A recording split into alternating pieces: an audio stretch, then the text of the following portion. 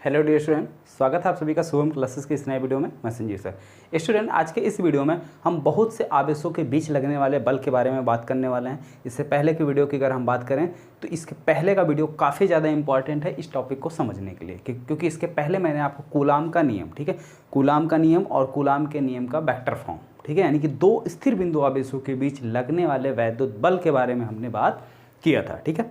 तो वही जो है फार्मूला यहाँ पर कार्य करेगा। वहाँ पे जो कूलाम के नियम में था वो केवल दो स्थिर बिंदु आवेशों के बीच में था, और यहाँ पे क्या है, बहुत सारे आवेश हैं, ठीक है। बस फर्क इतना है कि वहाँ दो आवेश थे, यहाँ दो से ज़्यादा आवेश हैं, ठीक है। तो ध्यान से देखिए और एक एक चीज़ अच्छे से समझिए, क्योंकि टॉपिक इंपॉर्टेंट है। इस पे बेस्ड जो है न्यूमेरिकल ज़्यादा पूछे जाते हैं, ठीक है।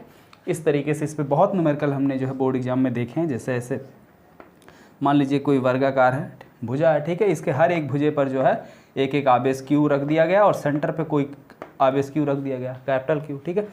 अब हर एक के कारण इस पर लगने वाला वैद्युत बल कितना होगा, ये चीज़ कैलकुलेट करना है, ठीक है। तो इस टाइप के क्वेश्चन जो है बहुत पूछे जाते हैं, ठीक है, बोर्ड एग्जाम में। तो चलिए देखिए, इसको समझते हैं। जैसे मान लीजिए हमारे पास ये कई सारे आवेश हैं, ठीक है, ये आवेश है, ये आवेश है, ठीक है, ये आवेश हमारा Q1 है, ये आवेश हमारा Q2 है, ये आवेश हमारा Q3। यहाँ पर स्थित कोई पॉइंट हमारा O है, ठीक है। अब इस बिंदु O से हर एक आवेश की हम क्या करते हैं, दूरी पता कर ले रहे हैं। इसकी यहाँ से दूरी कितनी है, टेढ़ी हो गई, सीधी कर लो। इसकी यहाँ से दूरी कितनी है, R1 Q1 की। इसकी यहाँ से दूरी कितनी है, R2। इसकी यहाँ से दूरी कितनी है, R3, ठीक है। क्लियर, यहाँ तक कोई डाउट नहीं ना। माना आवेश Q1 Q2 Q3 जिसकी बिंदु O से क्रमशः दूरी R1 R2 और R3 है, ठीक है। तो अब आवेश Q पर Q2 के द्वारा लगने वाला बल और Q3 के द्वारा लगने वाला बल, ठीक है, हर एक आवेश के कारण लगने वाला बल हम निकाल लेते हैं। तो दो के कारण निकाल दे रहे हैं, और इसके बाद दो से अधिक 3 4 5 जितने भी आवेश हैं वो अभी फार्मूले में डिराइव कर देंगे, ठीक है। ज़्यादा आवेश इसलिए नहीं ले रहे हैं क्योंकि समझने में प्रॉब्लम ना हो, केवल हम 3 आवेश लेके चल रहे हैं, ठीक है। और इसके आगे अभी बाद में हम n वाला भी फार्मूला प्रूफ कर देंगे। इस आवेश की Q1 आवेश की Q2 आवेश से अगर हम दूरी देखें, कितनी है इसकी दूरी, कितनी है, Q2 से Q1 की दूरी R12, ठीक है। इसकी यहाँ से दूरी कितनी है, ये है, कितनी है, R13, ठीक है, R13।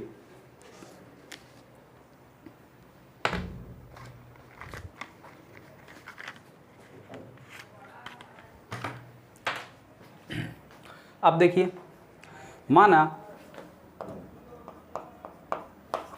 आवेश Q1 पर Q2 के द्वारा लगने वाला बल, माना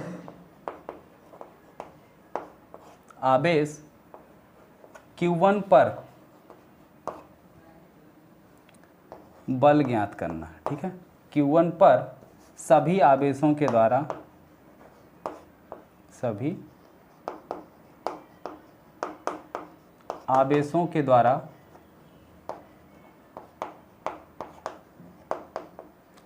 लगने वाला बल ज्ञात करना, ठीक है। ये चीज़ हमें निकालना है कि Q1 पर कुल कितना बल कार्य कर रहा है, Q1 आवेश पर कुल कितना बल कार्य कर रहा है, ये चीज़ हमें फाइंड आउट करना है। तो देखिए कैसे निकाला जाएगा।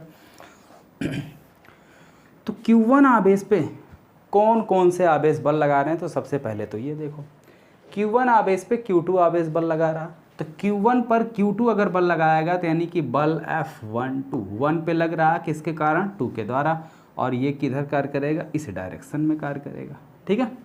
ये हमारा बल F12 हो जाएगा, ठीक है। और Q1 पर और कौन आवेश बल लगाएगा, Q3 लगाएगा। तो Q3 लगाएगा तो वो किधर लगाएगा, ये इसको इस डायरेक्शन में रिपेल करेगा, ये 1F3, ठीक है, ये इस डायरेक्शन में काम करेगा, ठीक है। इतनी बात समझ में आ गई। अब देखो इसकी पोजीशन वेक्टर, किसकी, Q1 की पोजीशन वेक्टर कहाँ से, O से R1 है, और Q2 की पोजीशन वेक्टर O से कितनी है, R2 है, और इसकी कितनी है, R3 है। ठीक है, अब इस बल की दिशा में, इस बल की दिशा में, किसके, इस बल की दिशा में, ये बल है किधर, किस डायरेक्शन में काम कर रहा है, Q2 से Q1 की दिशा में। तो Q2 से Q1 की दिशा में माना यूनिट वेक्टर कितना है, R21 कैप। ठीक है, ये यूनिट वेक्टर है। Q3 से Q1 की दिशा में यूनिट वेक्टर यानी आवेश Q3 से Q1 की तरफ यूनिट वेक्टर यानी कि एकांक सदिश जिसको बोलते हैं, वो कितना है, R31 कैप, R31 कैप। ठीक है, तो अब देखो आवेश Q1 पर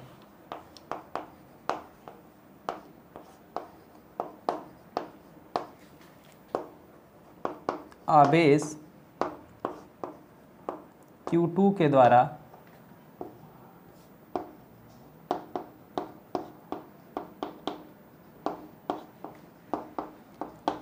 लगने वाला बल F12 कितना है, F12 है।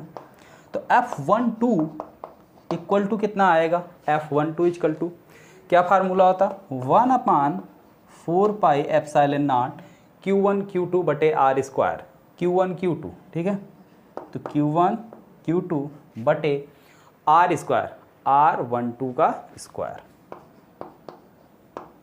R12 का होल स्क्वायर। ठीक है, इन अगर इसे हमें वेक्टर फॉर्म में लिखना हो तो इसी के साथ इसमें दिशा, और ये बल किस दिशा में लग रहा, Q2 से Q1 की तरफ, और Q2 से Q1 की तरफ हमारा एकांक सदिश यानी कि यूनिट वेक्टर कौन है, R21 कैप। तो यहाँ पे हम लिख सकते हैं R21 कैप। ठीक है, इसी तरीके से आवेश Q3 के कारण Q1 पर लगने वाला बल,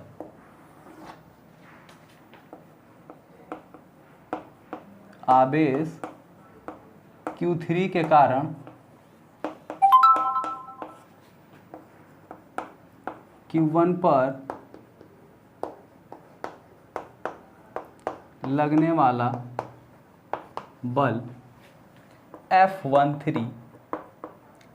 ठीक है, ये कितना हो जाएगा, 1/4 pi epsilon not Q1 Q3 बटे R13 का whole square into unit vector R31 cap, R31 cap. ठीक है, ये हो गया आपका समीकरण नंबर 1 और ये हो गया आपका समीकरण नंबर 2। ठीक है, आवेश Q1 पर लगने वाला कुल बल, तो आवेश Q1 पर कुल कितने बल लग रहे हैं, 2 ही बल लग रहे हैं, एक ये और एक ये। ठीक है, तो आवेश Q1 पर लगने वाला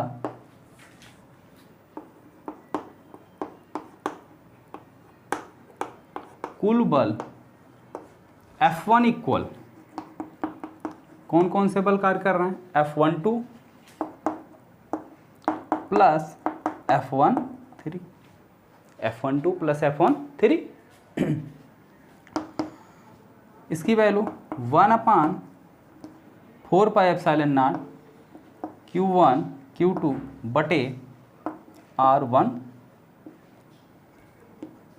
का whole square into R21 cap, R21 cap plus अगला 1/4 pi epsilon not Q1 Q3 बटे R13 का स्क्वायर इंटू R31 कैप।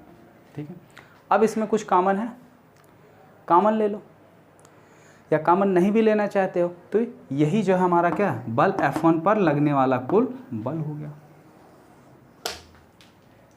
ठीक है, ये हमारा क्या हो गया, बल F1 पर लगने वाला कुल बल हो गया। ठीक है, 2-3 महीने बाद चाक उठा रहे हैं तो थोड़ा सा छूट गई है हैबिट, तो जिसकी वजह से चाक टूट जा रहा है। ठीक है, बार बार ये हो गया। अब देखो, यदि हमारे पास कई सारे आवेश हों, ठीक है, Q2 Q3 Q4 Q dot dot n आवेश हैं, ठीक है। यदि Q1 Q2 Q3 dot dot Q1 आवेश हैं, आवेश हूँ तो, ठीक है, आवेश Q1 पर लगने वाला कुल बल, तब आवेश Q1 पर Q2 Q3 Q4 dot dot Qn के द्वारा लगने वाला कुल बल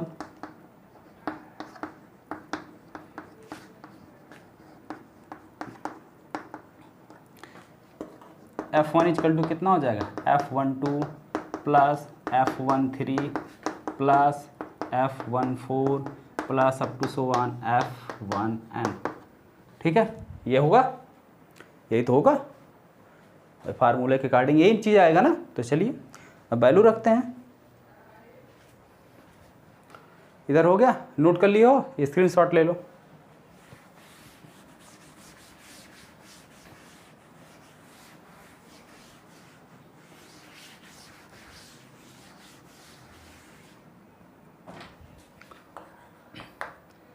F1 इक्वल टू, इसकी value 1/4 pi epsilon not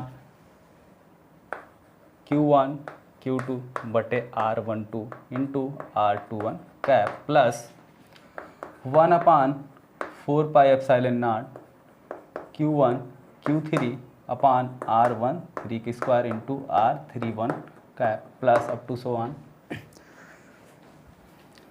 plus 1/4 pi epsilon not Q1 Qn बटे R1n का स्क्वायर इंटू Rn1 का, ठीक। अब इसको हम समेशन के रूप में कुछ इस तरीके से लिख सकते हैं, vector F1 equal to 1/4 pi epsilon not, 1/4 pi epsilon not summation I running from 1 to n, I running from 1 to n Q नहीं 1 से नहीं रन करेगा, कहाँ से करेगा, 1 तो यहाँ लिखा, 2 से रन करेगा। I रनिंग फ्रॉम 2 to, ठीक है, I रनिंग फ्रॉम 2 to 1, ठीक है। तो Q1 QI अपान R1I, ठीक है, का whole square into RI1 cap, ठीक है। ये चीज़ तो होगा। अब देखो I बराबर अगर हम 2 रखते हैं, क्या रखते हैं, 2, पहला स्टेप I बराबर 2 रखा मैंने, तो Q1 I की जगह 2, Q2 I की जगह 2, R12, ये चीज़ मिलेगा, पहला मिल जाएगा, ठीक है। और I की जगह अगर हम 3 रखेंगे तो ये मिल जाएगा, I की जगह 4 रखेंगे तो ये वाला बल मिल जाएगा, I की जगह n रखेंगे तो n वाला बल मिल जाएगा, ठीक है। तो इसको शॉर्ट फॉर्म में हम इस तरीके से लिख सकते हैं, ठीक है। ये है हमारा बहुत से आवेशों के बीच कार्य करने वाला वैद्युत बल, ठीक है। तो नोट करना हो नोट कर लीजिए, या जिसको भी स्क्रीनशॉट लेना हो ले लो, ठीक है। हम साइड हो जाते हैं, हो गया सभी लोगों का।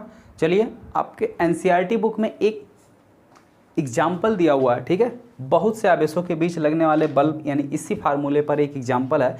तो ज़रा उसको सभी लोग ध्यान से देखिए, हम उसको समझा दे रहे हैं, ठीक है, बाकी उसको आप लोगों को ट्राई करना है।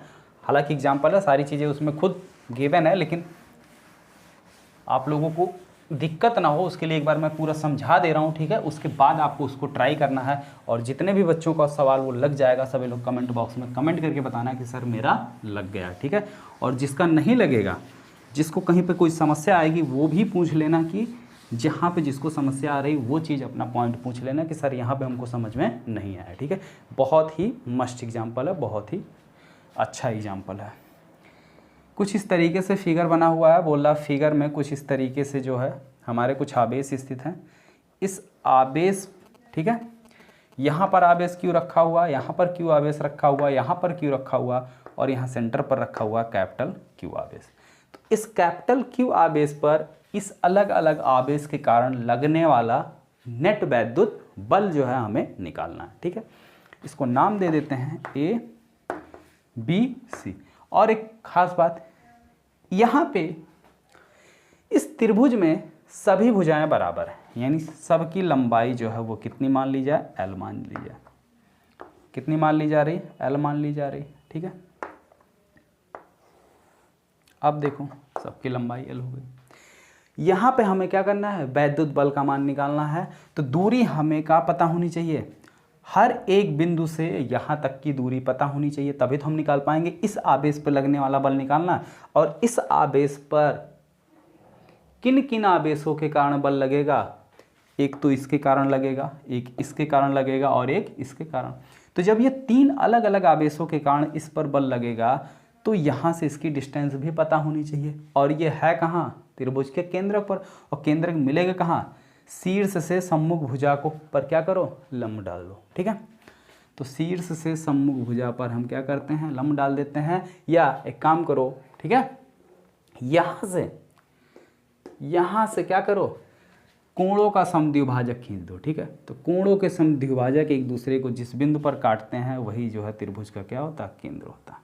तो ये कोणों के समद्विभाजक है, ठीक है।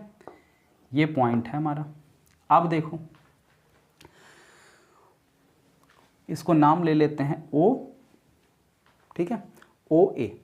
तो सबसे पहले इसके कारण बल लगेगा, किसके कारण, ए पे जो स्थित आवेश है, तो इसकी वजह से जो इस पे बल लगेगा वो किस डायरेक्शन में होगा, इस डायरेक्शन में कार्य करेगा।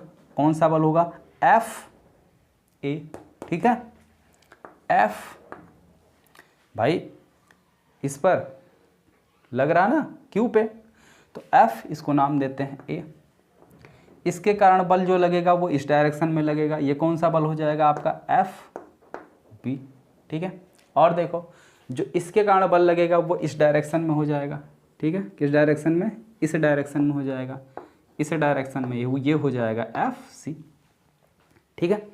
अब ध्यान से देख लो, हम मान लेते हैं यहाँ से O से, ठीक है, O से C की तरफ एकांक यानी कि यूनिट वेक्टर, यानी कि जिसको हम कहते हैं इकाई सदिश कितना है, स्मॉल r मान लेते हैं, कितना r कैप मान लेते हैं। और इधर भी कितना यूनिट वेक्टर हमारा r कैप, और इधर भी यूनिट वेक्टर कितना मान लिया गया, r कैप, ठीक है। अब यहाँ पे ध्यान से देखो, ये बल FB और FA इस तरीके से कार्य कर रहे हैं, इनका परिणाम यानी इस तरीके से है, ठीक है। ये आपका क्या है, FB है, और ये आपका क्या है, FA है, क्या है, FA है, ठीक। बात समझ में, ठीक है।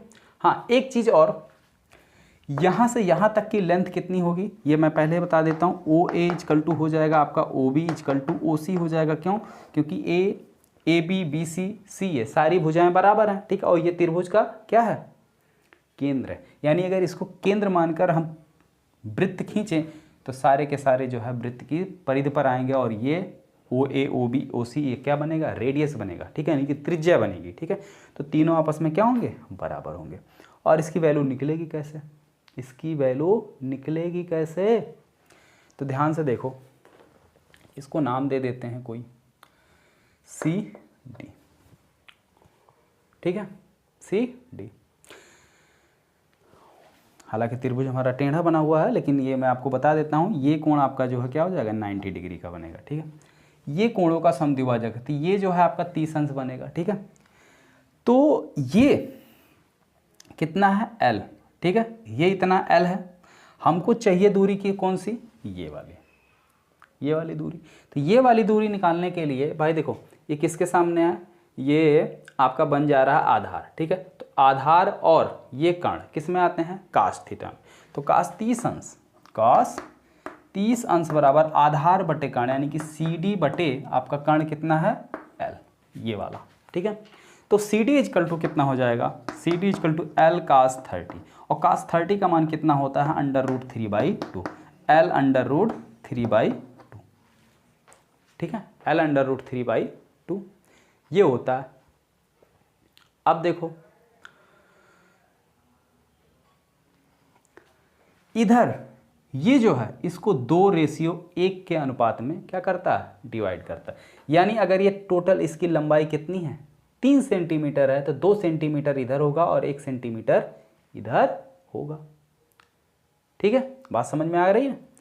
तो ये कितना हो जाएगा, OC इक्वल टू कितना हो जाएगा, तो OC इक्वल टू कितना हो जाएगा आपका, ये कितना बनेगा, देखो टोटल अगर 3 है तो ये इधर 2 हो जाएगा और इधर कितना हो जाएगा, 1 हो जाएगा। तो यानी इसको 2:1 के रेशियो में क्या करो, डिवाइड कर दो। तो L यानी कि √3/2L इंटू 2/3, 2/3, ठीक है। 2/3 कहने का मतलब इसको हमने क्या किया, 3 पार्ट में, देखो कितने पार्ट में डिवाइड किया, 3 पार्ट में, ठीक है। तो इधर 2 हो जाएगा, इधर 1, वही मैंने किया, इधर 2 और इधर का 1, ठीक है। इसको सॉल्व कर लो, कितना आ जाएगा, तो ये आ जाएगा 1 यानी कि L/√3, कितनी आ गई, L/√3, ठीक है। तो दूरी आपकी निकल गई। तो अब देखो लगने वाला बल आप निकाल लो, FA इक्वल टू कितना हो जाएगा, 1/4πε0 स्मॉल क्यू कैपिटल क्यू बटे r², दूरी ये है। तो L² नीचे हो गया L² और √3 है, तो √3 का स्क्वायर करोगे, ये चला जाएगा ऊपर, तो 3, ठीक है। तो FB और FC सारी मान यही आएगा, ठीक है। क्यों, आवेश भी बराबर है और दूरी भी बराबर है, ठीक है। अब देखो ये जो तो बल है हमारे FB और FA, ये ऐसे कार्य कर रहे हैं, तो इनका परिणामी इनके बीचों बीच से जाएगा समांतर चतुर्भुज के नियम से, ठीक है। तो इनका परिणामी इनके बीचों बीच से होकर जाएगा, ये समांतर चतुर्भुज का क्या है, नियम है, ठीक है।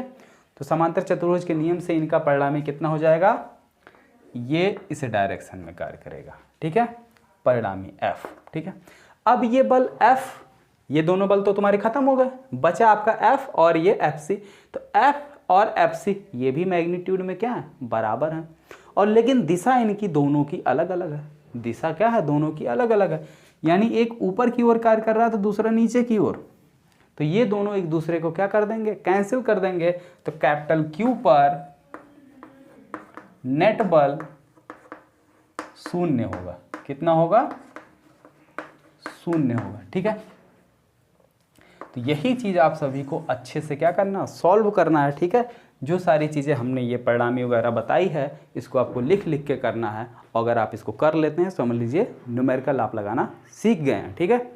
और यही जो है न्यूमेरिकल लगाने का जो है सीखने का जो तरीका होता है, जैसे जो भी आपको क्वेश्चन दिए जाएँ उस पर आप ट्राई कीजिए, अभी से ही ट्राई कीजिए। ऐसा नहीं कि चैप्टर कंप्लीट हो जाने दीजिए सर, यूनिट कंप्लीट हो जाने दीजिए या और सिलेबस हो जाने दीजिए फिर धीरे धीरे लगाया जाए, ऐसा नहीं। अभी से जो आपको मिलता जा रहा है उसको प्रैक्टिस करते चलिए, क्योंकि फिजिक्स में जो है थियोरी के साथ साथ न्यूमेरिकल भी बहुत ही इंपॉर्टेंट है और उतने ही इंपॉर्टेंट डेरिवेशन है, ठीक है, जिस पर आपको फुल मार्क्स मिलते हैं।